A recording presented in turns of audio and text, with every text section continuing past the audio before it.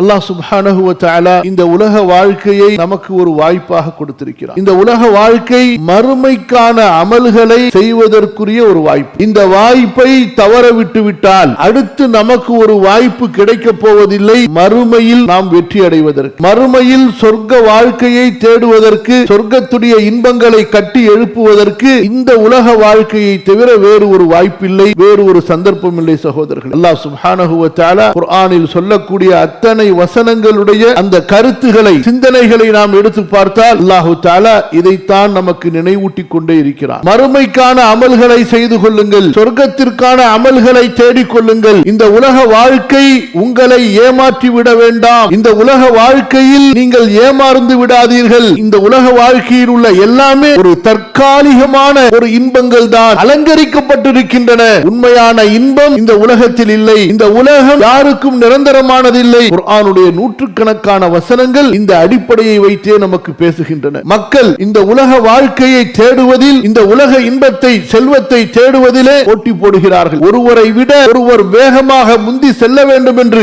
ஆசை உடையவர்களாக இருக்கிறார்கள். அல்லாஹ் தஆலா முஸ்லிம்களாகிய மூமின்களாகிய நமக்கு சொல்கிறான், வஸாரிஉ இலா மக்ஃபிரத்தின் மிர் ரப்பிக்கும் வ ஜன்னத்தின் அர்துஹா ஸமாவாத்து வல் அர்து உஇத்தத் லில் முத்தகீன். மூமின்களே, அல்லாஹ்வின் அடியார்களே, நீங்கள் ஒருவரை விட ஒருவர் முந்தி வேகமாக செல்லுங்கள். சாரிஉ, வாகனங்களை ஓட்டுவதிலே, உலக செல்வங்களிலே நான் ஒருவரை விட முந்தி செல்ல வேண்டும் என்ற அந்த வேகத்தில் அல்ல. அல்லாஹ் தஆலா சொல்கிறான், எந்த வேகத்தில்? இலா மக்ஃபிரத்தின் மிர் ரப்பிக்கும், உங்களுடைய ரப்புடைய பாவ மன்னிப்பை பெறுவதற்காக, அல்லாஹ்வுடைய மன்னிப்பை பெறுவதிலே நீங்கள் ஒருவரை விட ஒருவர் வேகமாக செல்லுங்கள். அல்லாஹ் தஆலா அவருடைய மன்னிப்பை எதில் வைத்திருக்கிறார்? அல்லாஹ்விற்கு பொருத்தமான அமல்களை செய்வதில் அல்லாஹ் தஆலா அவருடைய மன்னிப்பை வைத்திருக்கிறார். தொழுகையில் அல்லாஹ் மன்னிப்பை வைத்திருக்கிறார். நோன்பிலே அல்லாஹ் தஆலா மன்னிப்பை வைத்திருக்கிறார். ஒருவருக்கு உதவுவதிலே அல்லாஹ் தஆலா மன்னிப்பு வைத்திருக்கிறார். சதகா செய்வதிலே அல்லாஹ் தஆலா மன்னிப்பு வைத்திருக்கிறார். ஒரு கண் தெரியாதவருக்கு வழிகாட்டுவதிலே, அவரை அழைத்து செல்வதிலே அல்லாஹ் தஆலா நன்மையை வைத்திருக்கிறார். பசித்தவருக்கு உணவளிப்பதிலே அல்லாஹ் நன்மையை வைத்திருக்கிறார். கைதிகளை விடுதலை செய்வதிலே அல்லாஹ் நன்மைகளை வைத்திருக்கிறார். அல்லாஹ் தஆலா எதை விரும்புகிறானோ அந்த